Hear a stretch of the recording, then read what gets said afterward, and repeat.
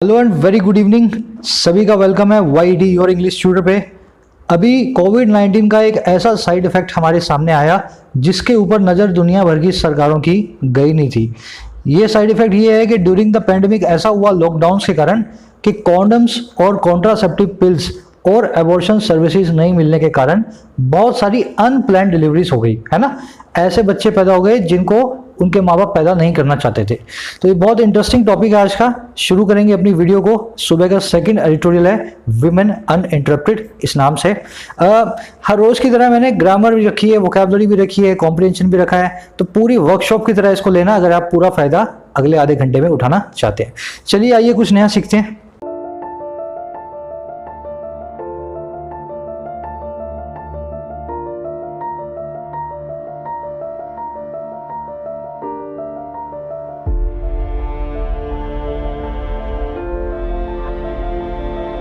शुरू करने से पहले एक और चीज़ आपसे डिस्कस कर लेता हूँ। इंग्लिश स्पीकिंग के लिए हमने एक टोटली डिफरेंट चैनल बना लिया है।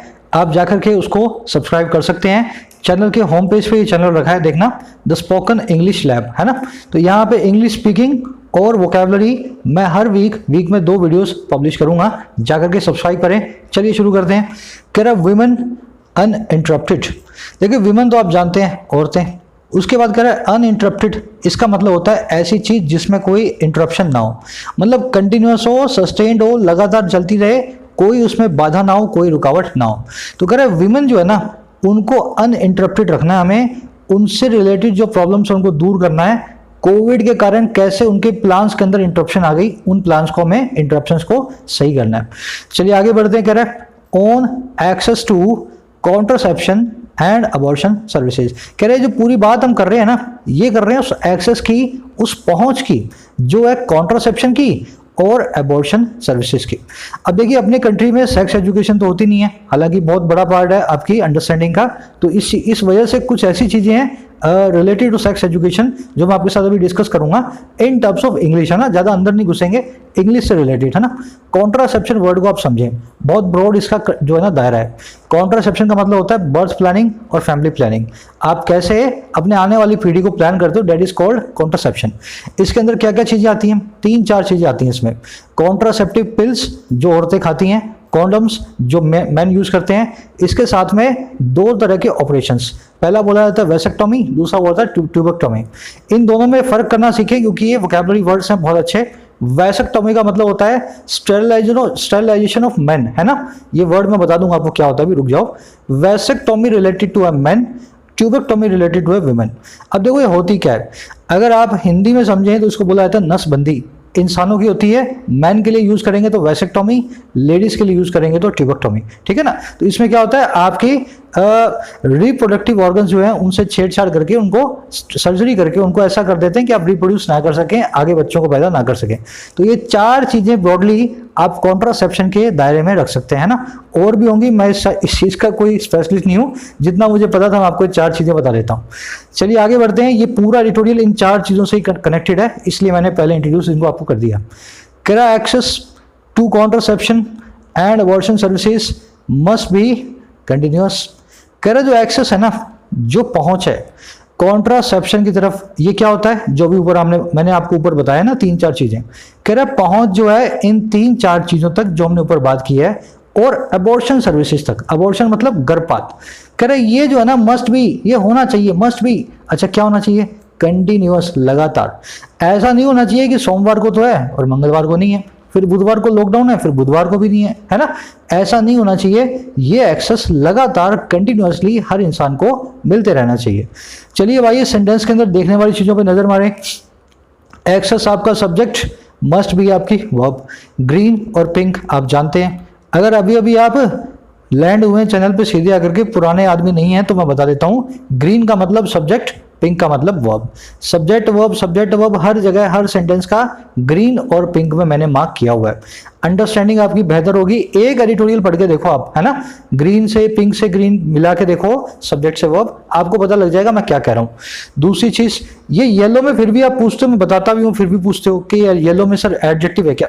येलो में कुछ भी नहीं है, सिर्फ वो वर्ड्स हैं जिनकी तरफ मैं आपका ध्यान खींचना चाहता हूँ। भाई रेमिफिकेशन क्या है, उसके मतलब ये होते हैं ना। तो ग्रीन और पिंक पे आपको ध्यान देना है। अब इसमें अपना मेन ग्रामर कॉन्सेप्ट है आज का, जो मैं आपके साथ शेयर करता हूं। देखो मस्ट के बाद में बी आ रहा है, मस्ट के बाद में क्या आ रहा है, बी आ रहा है। क्या आप मुझे बता सकते हैं मस्ट के बाद में बी कब आना चाहिए और कब नहीं आना चाहिए? यहां से मैं बी निकाल दूं तो इस सेंटेंस में क्या फर्क पड़ जाएगा? एक काम करते हैं, आप इन चारों सेंटेंसेस को देख लो पहले, 1 2 3 4, और इनमें कोई एरर दिखे तो मुझे बताओ, फिर मैं आपको फॉर्मूला के साथ, रूल के साथ ये पूरा जो है ना सारा समझाऊंगा मैं कॉन्सेप्ट। चलिए देखिए, मॉडल वर्ब्स हैं 12 13 ही हैं, 15 समझ लो आप। ऐसी मॉडल वर्ब्स क्या कहलाती हैं? हमेशा और हमेशा हेल्पिंग वर्ब्स, है ना। कौन कौन सी हैं? Should, could, would, might, may, will, shall, है ना। ये सब के सब क्या है? मॉडल वर्ब्स हैं। इनके बाद में वर्ब की फर्स्ट फॉर्म आती है, और कैसी फर्स्ट फॉर्म? बेयर इंफिनिटिव, है ना। तो प्ले और प्लेज, इन दोनों में से प्ले आएगा, कभी भी इनके बाद प्लेज नहीं आएगा। साथ ही साथ इनके बाद जब जब कोई ये हैज फैमिली की या जो डू फैमिली की जो कोई वर्ब आएगी मेन वर्ब बनके, तो इनमें से हैज फैमिली का तो आएगा हैव, ध्यान रखना हमेशा। हैज कभी नहीं आएगा, हैड कभी नहीं आएगा। मॉडल वर्ब्स के बाद याद रखना हमेशा इसको, जो भी आएगा हमेशा ही आएगा, वो आएगा हैव आएगा। और डू फैमिली में से हमेशा आएगा डू, क्योंकि ये बेयर इंफिनिटिव है वर्ब्स के, इनके बाद है ना, मॉडल्स के बाद हैज हैड का कोई काम है ही नहीं। अच्छा दूसरी चीज, अगर सर मॉडल के बाद बेयर इंफिनिटिव ना आ रहा हो तो क्या करना है? मॉडल के बाद मेरे भाई बेयर इंफिनिटिव ना आ रहा हो तो आपको बीच में जुगाड़ करना पड़ेगा, बस वही जुगाड़ मैं आपको सिखा रहा हूँ।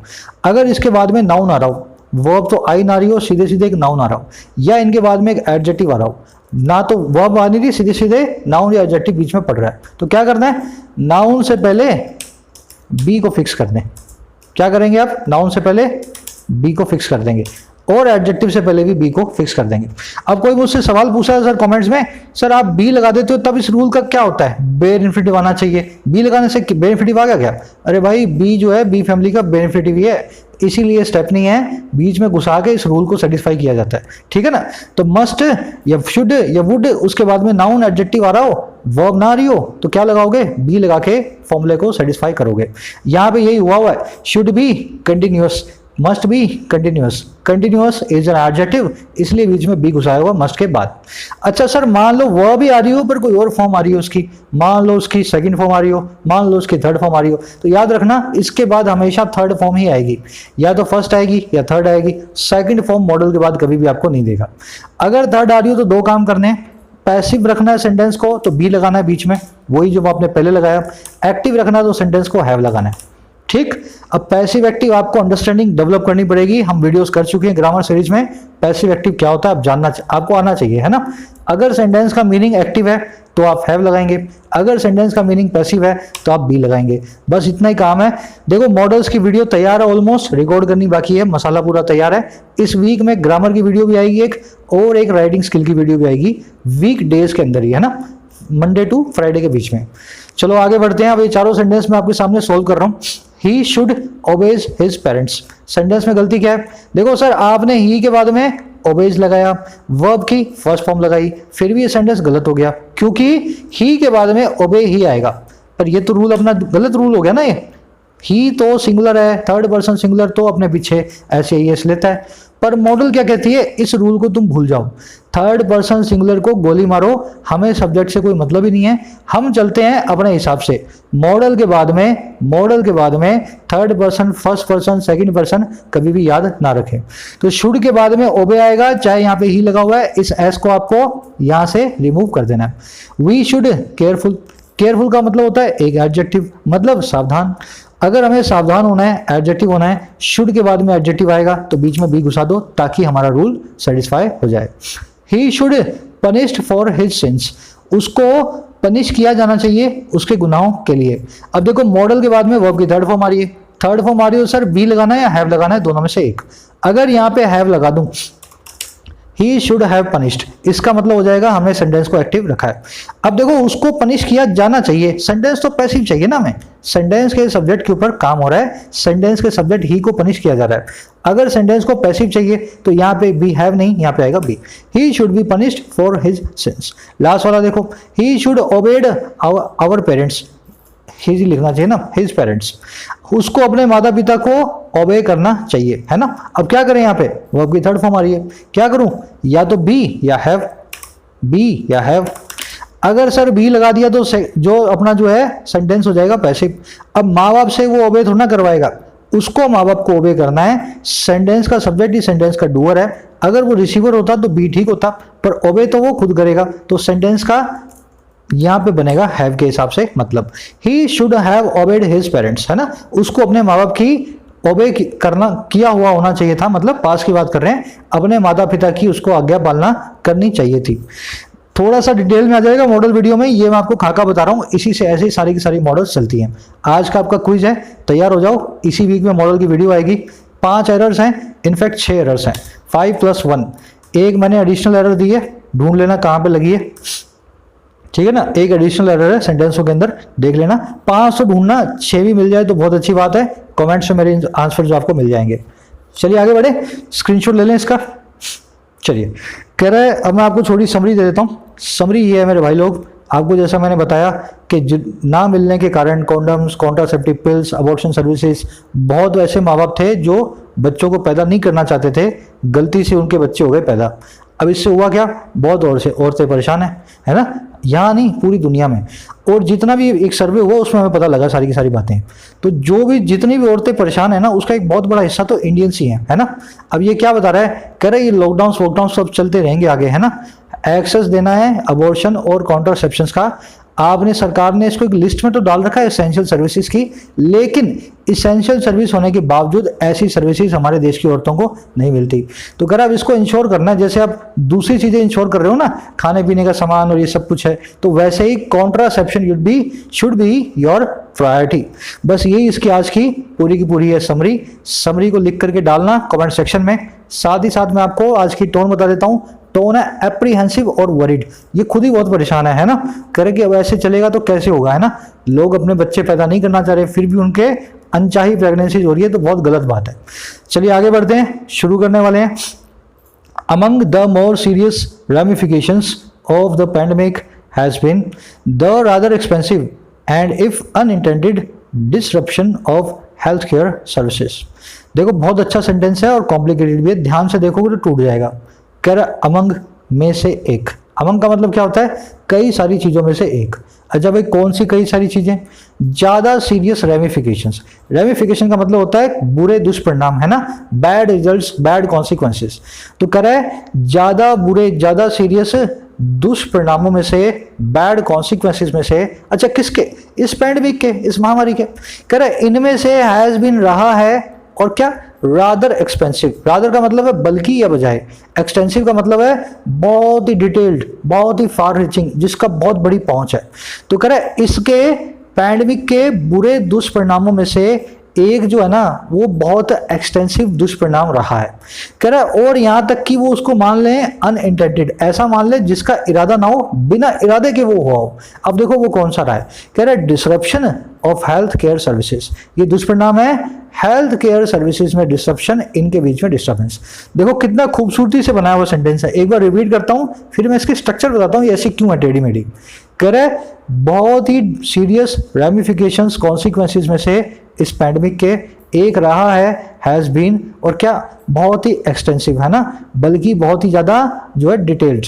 और अगर उसको अनइंटेंडेड आप ना भी बोले तो, इवन इफ अनइंटेंडेड है, वो बिल्कुल ही उसका कोई इरादा नहीं है उसको करने का, है ना, वो है डिसरप्शन, है डिस्टर्बेंस हमारे देश के हॉस्पिटल सर्विसेज की, हेल्थ केयर सर्विसेज की।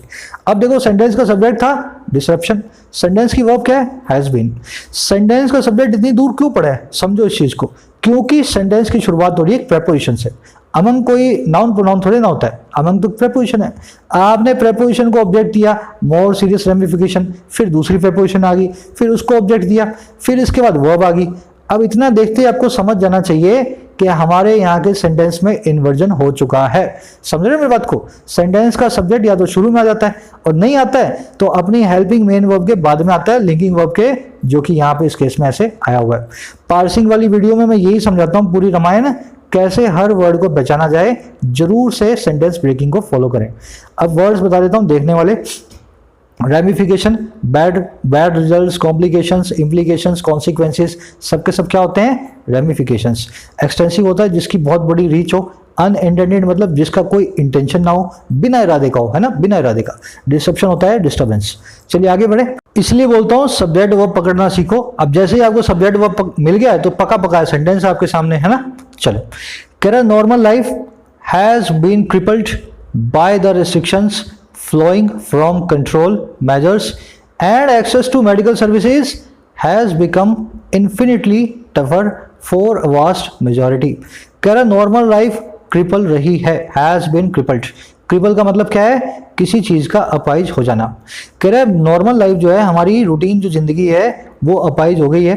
और किसके द्वारा, इन रेस्ट्रिक्शंस के द्वारा, जो प्रतिबंध, जो लगाम सरकार ने लगा रखी है। अभी रेस्ट्रिक्शन कहाँ से आ रहे हैं, ये फ्लो फ्रॉम हो रहे हैं, निकल करके आ रहे हैं कंट्रोल मेजर्स से, ऐसे कदमों से जिससे सरकार हमें कंट्रोल कर रही है, मतलब कि लॉकडाउन्स। कह रहा नॉर्मल लाइफ तो ऐसे हो गई है अपाइज। आगे क्या हुआ, कह रहा और एंड के बाद, और जो पहुंच है ना, एक्सेस है मेडिकल सर्विसेज तक, वो पहुंच बन चुकी है इतनी टफर, इतनी ज्यादा जो है मुश्किल, इन्फिनेटली, है ना, जिसका कोई अंत नहीं है, इतनी मुश्किल हो चुकी है। किन के लिए, एक वास्ट मेजॉरिटी के लिए, एक बहुत बड़ी पॉपुलेशन के लिए। तो ज़्यादातर लोगों के लिए मेडिकल सर्विसेज बहुत मुश्किल हो गया है पाना, और हमारी नॉर्मल लाइफ हो गई है अपाइज इस लॉकडाउन, इस बीमारी के कारण। सेंटेंस समझ गए। अब देखना सब्जेक्ट वर्ब। नॉर्मल लाइफ की वर्ब है हैज़ बीन क्रिपल्ड, एक्सेस की वर्ब है हैज़ बिकम, है ना। क्रिपल का मतलब समझ लेना, हैंडीकैप्ड हो, डिसेबल्ड हो, इम्पेयर्ड हो, अपाइज हो, उसको हम बोलते हैं क्रिपल्ड। आजकल के लिए इसके लिए एक नया वर्ड अपने यूज करने लगे हैं, और करना भी चाहिए, स्पेशली एबल्ड। तो कहीं डिस्क्रिप्टिव लिख रहे हो तो डिसेबल वर्ड को मत यूज करें, स्पेशली एबल्ड वर्ड को यूज करें, रिस्पेक्टिव वे में इनके साथ अपने को, इन लोगों को, ये भी इंसान ही है ना। चलिए आगे बढ़ते हैं। हाँ, वास्ट वर्ड देख लेना, बहुत बड़ा उसको कहते हैं huge, vast. The scale of the impact on women's lives is only now being recognized as global reports of inability to access contraceptives and abortion services during the lockdown warn of dire consequences, including unwarranted pregnancies, increase in domestic violence and maternal mortality। कह रहे जो scale है, जो level है, जो बहुत ही बड़ा स्तर है, दर्जा है इम्पैक्ट का, असर का औरतों की जिंदगियों पे, विमेंस की लाइफ पे, कह रहा वो है, वो स्केल है अब महज पहचाना जा रहा, is only now being recognised. अभी वो पहचाना जा रहा है कितना बड़ा जो है इम्पैक्ट इसने औरतों की जिंदगियों पे रखा है बीमारी ने, है ना। अब देखो कैसे पहचाना जा रहा है। कह रहा है जैसे ही दुनिया भर की जो रिपोर्ट्स आ रही हैं, और किसकी, उस इनएबिलिटी की जो है एक्सेस करने की कॉन्ट्रासेप्टिव्स को, है ना, उस हमारी असक्षमता की, उस हमारी कमजोरी की, जिसकी है कॉन्ट्रासेप्टिव को हम एक्सेस नहीं कर पा रहे हैं, और जो अबॉर्शन सर्विसेज में, जो अबॉर्शन सर्विसेज को हम एक्सेस नहीं कर पा रहे हैं ड्यूरिंग द लॉकडाउन, इस लॉकडाउन के दौरान। कह रहे ये जो ग्लोबल रिपोर्ट्स है ना, ये वार्न ऑफ करती हैं, ये हमें चेताती हैं, ये हमें चुनौती देती हैं, डराती हैं डायर कॉन्सिक्वेंसेज के बारे में। ऐसे कॉन्सिक्वेंसेज हैं जो कि बहुत डायर है, बहुत सीरियस है, बहुत क्रिटिकल है ना, जिसमें शामिल है अनचाही प्रेगनेंसीज, और इंक्रीज हो रहा है डोमेस्टिक वायलेंस में, और मैटरनल मोर्टेलिटी बढ़ रही है, माओ की मौत हो रही है। बहुत अच्छा सेंटेंस है, एक बार रिपीट कर देता हूँ, फिर इसमें एक देखने वाली चीज़ भी है। पहले क्या करेंगे, रिपीट करते हैं इसको। स्केल जो है महज अभी पहचाना जा रहा है, स्तर जो है इम्पैक्ट का औरतों की लाइफ पे महज अभी रिकॉग्नाइज किया जा रहा है। और कैसे, जैसे ही ग्लोबल रिपोर्ट्स जो आ रही हैं कि हमारी कमजोरी जो है ना एक्सेस करने की, पहुँच पाने की, कॉन्ट्रासेप्टिव्स को, वो ऊपर वाली 4 चीज़ों को, और अबॉर्शन सर्विसेज को, इस लॉकडाउन के दौरान, कह रहे ये जो ग्लोबल रिपोर्ट्स जो हैं इस चीज़ की, ये वार्न ऑफ करती हैं हमें, ये हमें चेताती हैं बहुत ही खराब कॉन्सिक्वेंसेस के, डायर कॉन्सिक्वेंसेस के बारे में। डायर का मतलब है क्रिटिकल, सीरियस, डेस्परेट। कह रहे जिस कॉन्सिक्वेंसेस में, बुरे नतीजों में शामिल है अनचाही प्रेगनेंसीज और डोमेस्टिक वायलेंस में इंक्रीज, और माओ की मौतें। अब समझ गए सेंटेंस को। होता क्या है, अनवारंटेड प्रेगनेंसीज होती हैं, तो उससे होता क्या, लेडीज को झेलना पड़ता है लास्ट के अंदर, है ना, पूरी फैमिली जो है उसी के ऊपर चढ़ जाती है, तो डोमेस्टिक वायलेंस के केस बढ़ रहे हैं। अब वर्ड्स देख लेते हैं सेंटेंस पे देखने वाले। सब्जेक्ट वर्ब आप पकड़ लेना, स्केल की वर्ब है is being recognised, global reports की वर्ब है वार्न ऑफ, है ना, प्लूरल है इसलिए पीछे प्लूरल वर्ब आ रही है, पीछे एस नहीं लगा हुआ। डायर वर्ड का मतलब होता है बहुत क्रिटिकल हो, सीरियस हो, कॉन्सिक्वेंस मतलब नतीजा, है ना। अब मोर्टेलिटी वर्ड को देखें, इससे मैं 3 वर्ड्स आपको बना के दिखाऊंगा, अच्छे वर्ड्स हैं, ध्यान से समझना। मोर्टेलिटी का मतलब होता है रेट ऑफ डेथ, है ना। मैटरनल मोर्टेलिटी का मतलब होता है rate of deaths of mothers. जब माएँ बच्चे पैदा करती हैं तो कुछ माओं की मौत हो जाती है, जो कि बहुत खराब बात है हेल्थ केयर पर्सपेक्टिव से, है ना। सारी गलती इसके अंदर मोस्ट प्रोबेबली हॉस्पिटल्स की होती है ना। तो कह रहा है एमएमआर जो होता है ना, मैटरनल मोर्टेलिटी रेट, ये हमारी कंट्री में लो से लो होनी चाहिए, है ना। हर कंट्री के अंदर ये कोशिश करते हैं, हर कंट्री की हमारी एमएमआर सबसे कम हो। तो हमारे पास वर्ड क्या निकले, मैटरनल मोर्टेलिटी से निकला एमएमआर, मैटरनल मोर्टेलिटी रेट, माओं की मौत की दर ड्यूरिंग अ चाइल्ड बर्थ, है ना। अब दूसरे वर्ड्स क्या है, एनएमआर और आईएमआर। एनएमआर का मतलब है नियोनेट मोर्टेलिटी रेट। नियोनेट का मतलब होता है नवजात, जो बच्चे 12 जो है मंथ से 1 साल से छोटे बच्चे होते हैं ना, उनको बोलते हैं नियोनेट। तो नियोनेट मोर्टेलिटी रेट मतलब नवजात बच्चों के मरने की दर। और इन्फेंट मोर्टेलिटी रेट मतलब 1 से 4 साल के 5 साल के बच्चे, इनको बोला था इन्फेंट, इसको बोलते हैं इन्फेंट मोर्टेलिटी रेट। ये ऐसे टॉपिक्स हैं जो बार बार आप देखोगे ड्यूरिंग आरसी, ड्यूरिंग जो रीडिंग, तो आपको पहले से ही मालूम होना चाहिए आप क्या पढ़ रहे हो, एनएमआर, आईएमआर और एमएमआर। चलिए आगे बढ़े।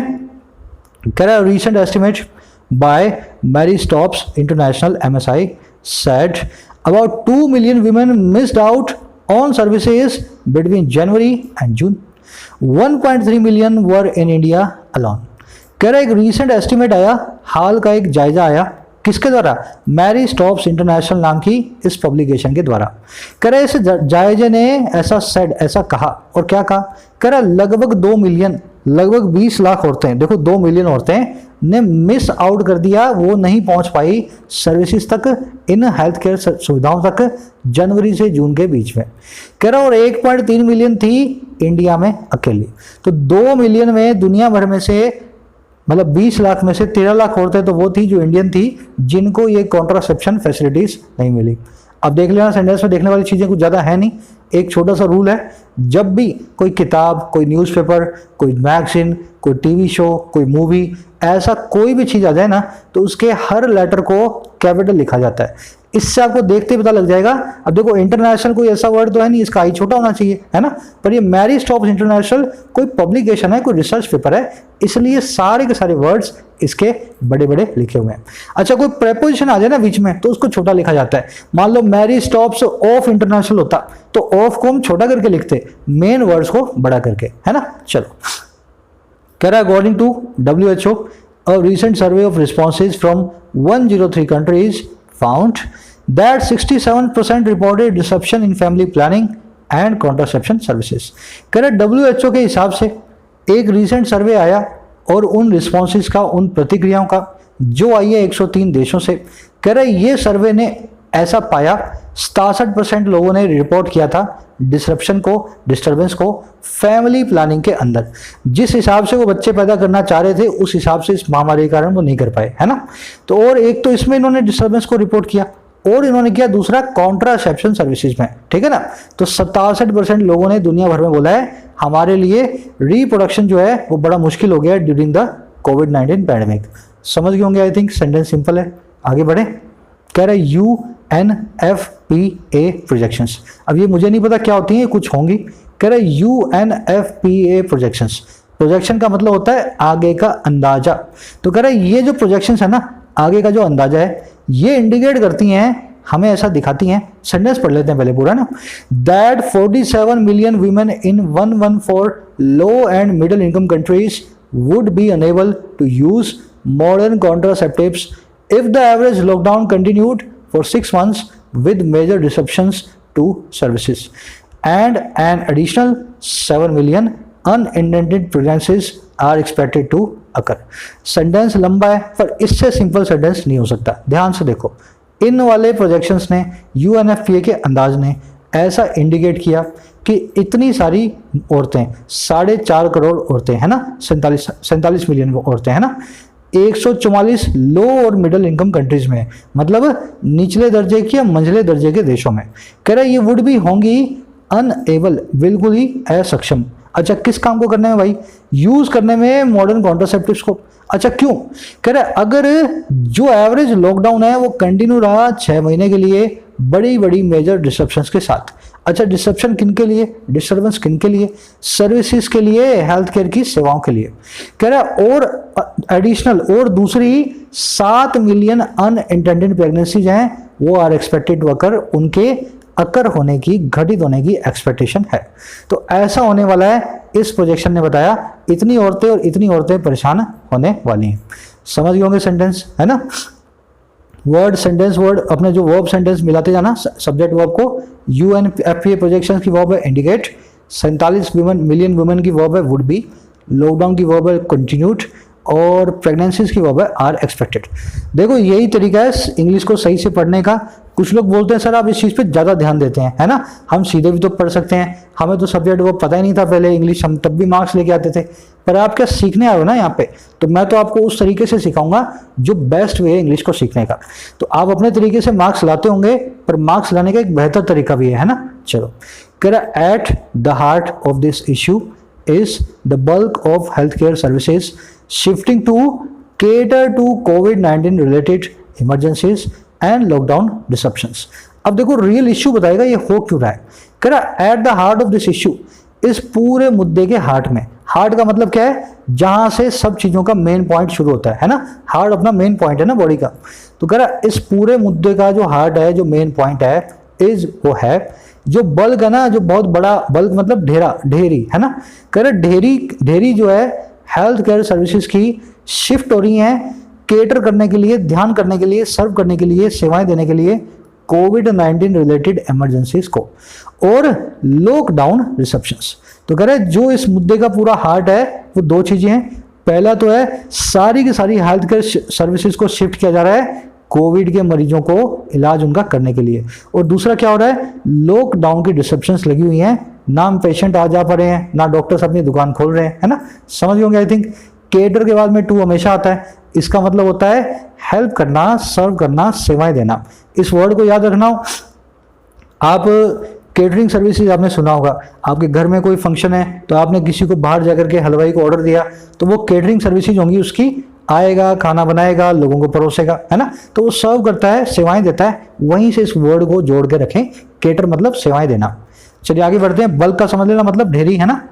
कह रहा है India listed abortions as essential services under the lockdown, but the disruption of transport services hampered access to centers of care and lack of awareness about these services being available during this period was a factor।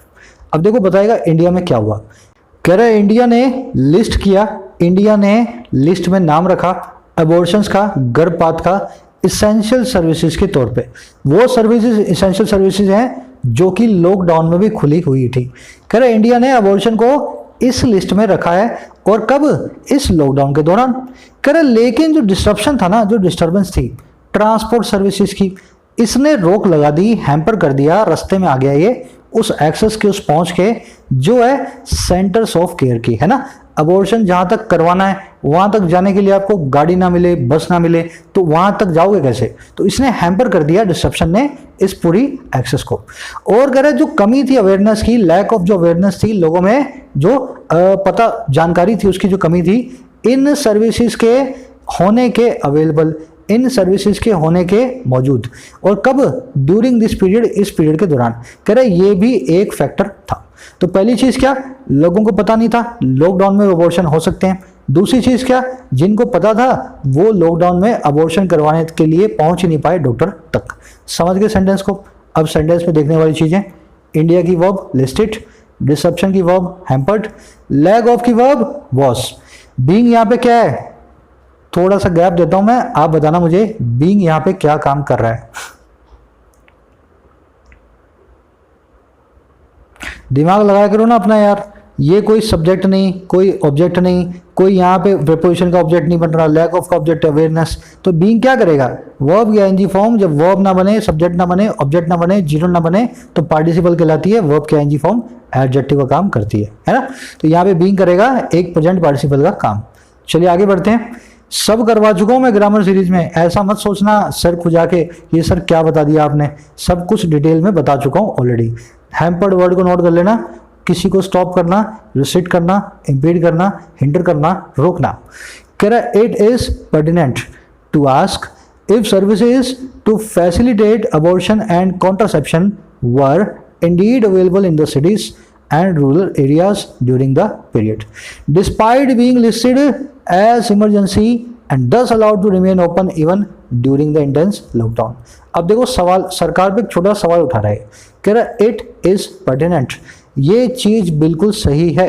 Pertinent का मतलब क्या होता है? Suitable, जो चीज मौके की नजाकत के हिसाब से बिल्कुल सही हो उसको कहते हैं पर्टिनेंट।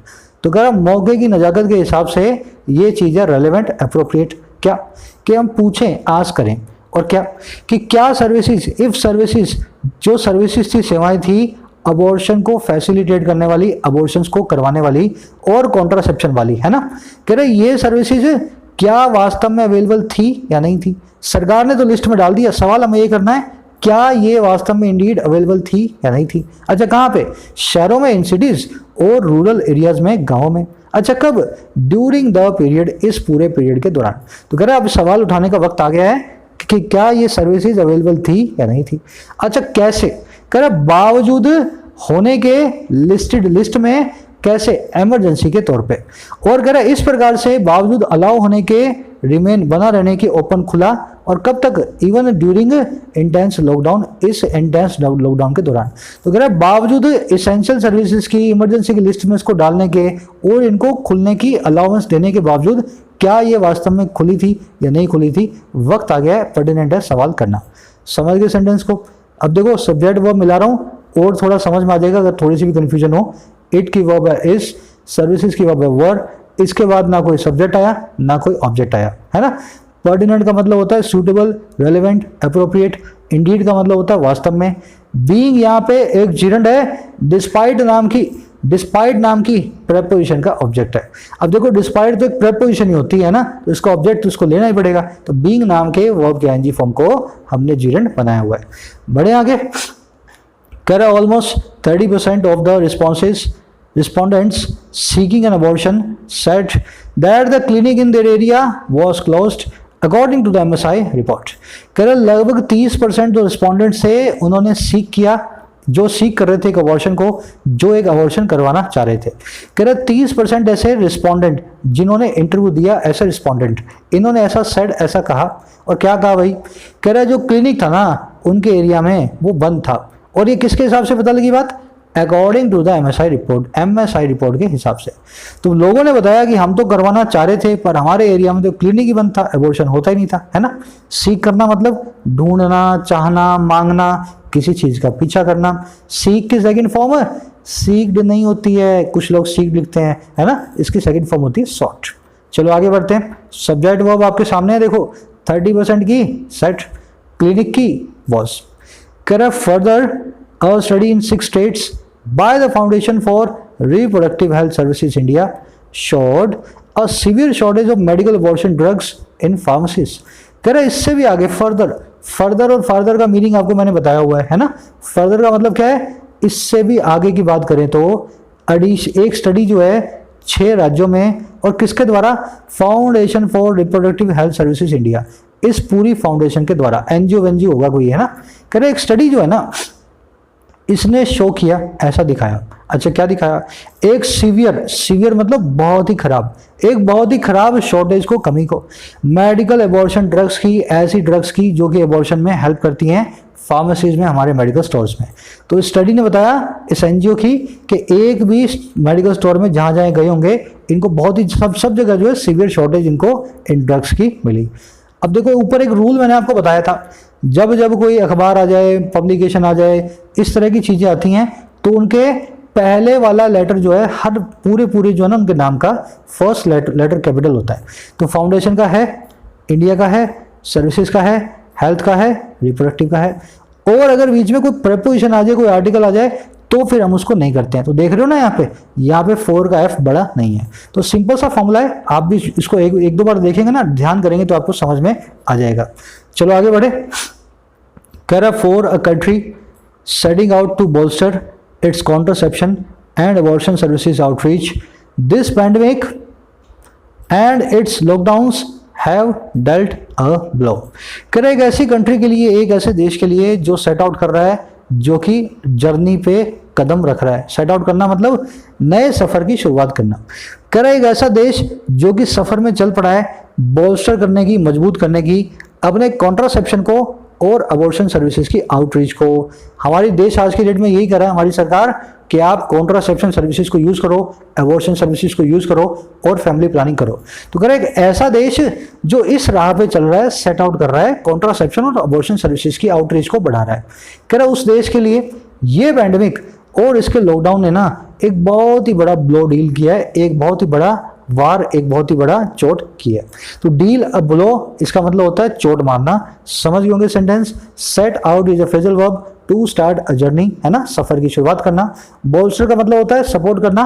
बोल्स्टर अगर वर्ड याद रखना हो तो घर में आपके गोल गोल तकिए होते हैं जिसको हिंदी में बोलते हैं मसंद, है ना, मसनद या मसंत, गोल गोल होते हैं, गोल गोल दीवान विवान के ऊपर रखे जाते हैं, उनको इंग्लिश में बोलते हैं बोल्स्टर।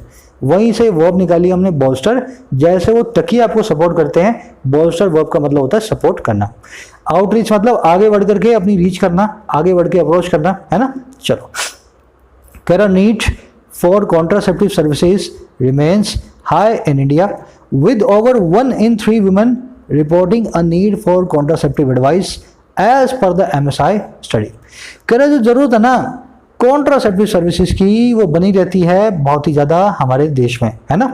और कैसे 3 में से 1 औरत के रिपोर्ट करने के साथ ही, और किसको, नीड को, ज़रूरत को, और किसके लिए, कॉन्ट्रासेप्टिव एडवाइस के लिए, और किसके हिसाब से, एज पर MSI स्टडी के हिसाब से। तो कह रहे जो नीड है ना वो बहुत हाई बनी रहती है हमारे देश में इन सर्विसेज की।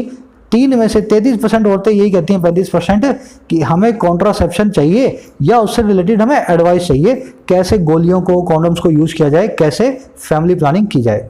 अब इस सेंटेंस पे देखने वाली चीज़ आप बताओगे मुझे, विद प्रपोजिशन का ऑब्जेक्ट कौन है यहाँ पे, वुमन है या रिपोर्टिंग है।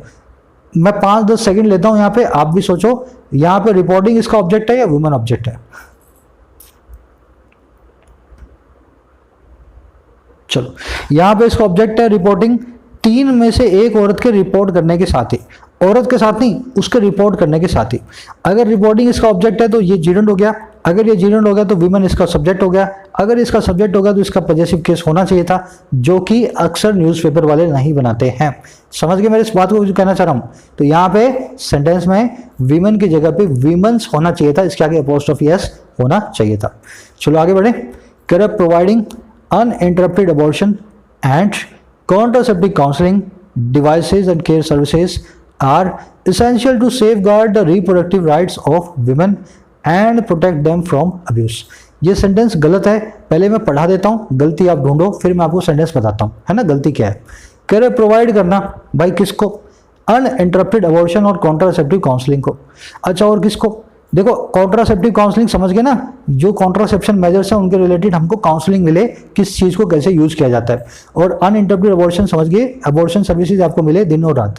कह रहा है ये जो प्रोवाइड करना ना दोनों कामों को, और इन दोनों को ही नहीं, साथ में उन डिवाइसेस को और केयर सर्विसेज को भी, है ना, उन उपकरणों को और उन सर्विसेज को जो केयर हमें देते हैं। कह रहे जो काम है ना सारे के सारे, ये जो उनको प्रोवाइड करने का काम है, ये है इसेंशियल, बड़ा ही जरूरी, सेफ गार्ड करने के लिए, महफूज करने के लिए रिप्रोडक्टिव राइट्स वुमेन के। रिप्रोडक्टिव मतलब प्रजनन के, बच्चों को पैदा करने के। तो औरतों के बच्चों को पैदा करने के जो अधिकार हैं उनको सेफ गार्ड करने के लिए ये सब चीज़ों का प्रोवाइड करवाना बहुत ज़रूरी है। और कह रहा है उनको प्रोटेक्ट करने के लिए अब्यूज से, मारपीट से, गाली गलौज से। तो इन दोनों कामों के लिए हमें ये जो है ना, इनको महफूज करने के लिए ये चीज़ें प्रोवाइड करवानी चाहिए। अगर आपको एरर पकड़ में नहीं आई तो मैं फिर से एडवाइस करूँगा, ग्रामर वीडियोज़ में जाकर के देखें। आपने जीरेंट अभी तक नहीं सीखा है, अगर आपको अभी भी एरर, सिंपल सी एरर इस सेंटेंस में दिखी नहीं तो चलो मैं बता देता हूँ, आप ऐसे नहीं समझोगे, आपको मैं प्रैक्टिकली समझाता हूँ। Preparing for banking exams is very tough but rewarding. Prepare करने का जो काम है बैंकिंग एग्जाम्स के लिए बहुत मुश्किल है, लेकिन बहुत रिवॉर्डिंग है, आपको बहुत फल देने वाला है ना। रिवॉर्डिंग मतलब अच्छी सैलरी, अच्छा ओहदा। तो कह रहा है इस तरह से प्रिपेयरिंग जो है मुश्किल है पर रिवॉर्डिंग है। अब देखो प्रिपेयरिंग वर्ब की आईएनजी फॉर्म है, बन गई आपका सब्जेक्ट।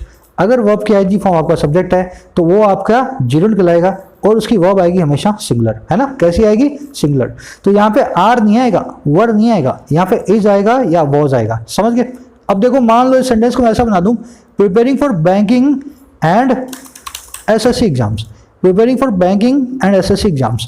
अब आपका मन क्या कहेगा, सर इसको आर बना देता हूँ, चलो ऐसा और करता हूँ मैं, एंड की जगह यूपीएससी और लगा देता हूँ, 3 लगा देता हूँ, है ना, थोड़ा और आपको मजा आए, देखने में लगे। Preparing for banking, UPSC and SSC exams are very tough but rewarding.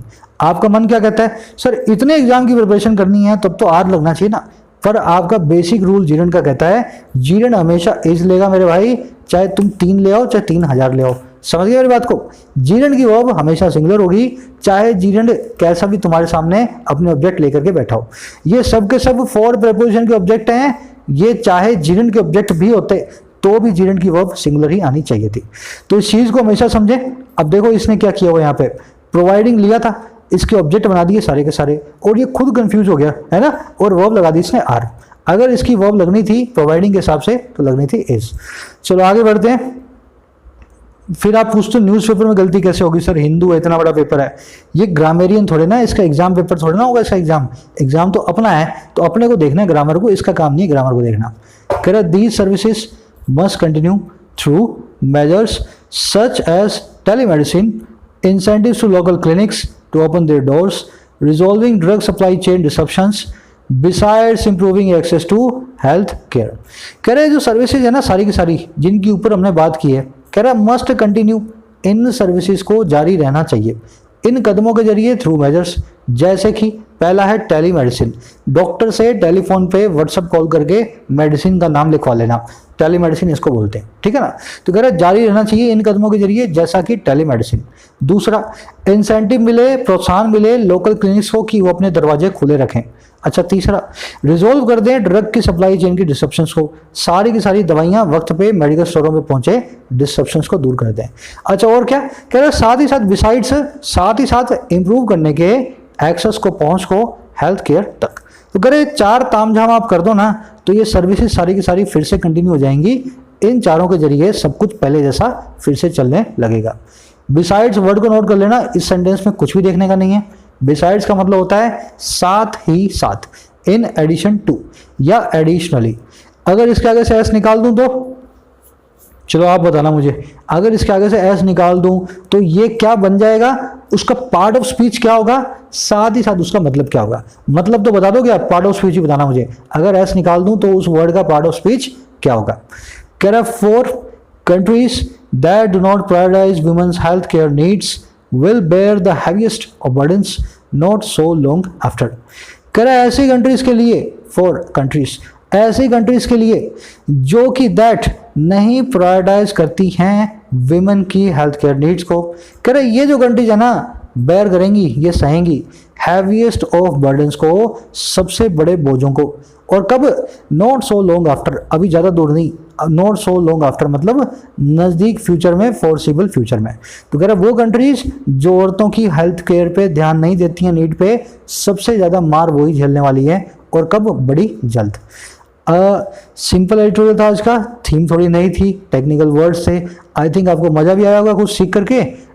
कोशिश करता हूँ, मेरी हमेशा कोशिश ये रहती है जिस क्रिस्टल क्लैरिटी के साथ मेरे को कोई चीज़ समझ में आती है वही चीज़ मैं आपको इम्पार्ट करूँ, आगे पास ऑन करूँ। तो वो उसी तरीके से डिटेल्ड वे में पढ़ाने की कोशिश करता हूँ। थोड़ा सा फोकस रखोगे ना तो मेरी हर बात आपको समझ में आएगी। ग्रामर सीरीज को फॉलो करें। मुलाकात लूँगा इसी वीक के अंदर, ग्रामर वीडियो आएगी और इसी वीक में एक राइटिंग स्किल की वीडियो आएगी। नए वाले चैनल को सब्सक्राइब कर लेना।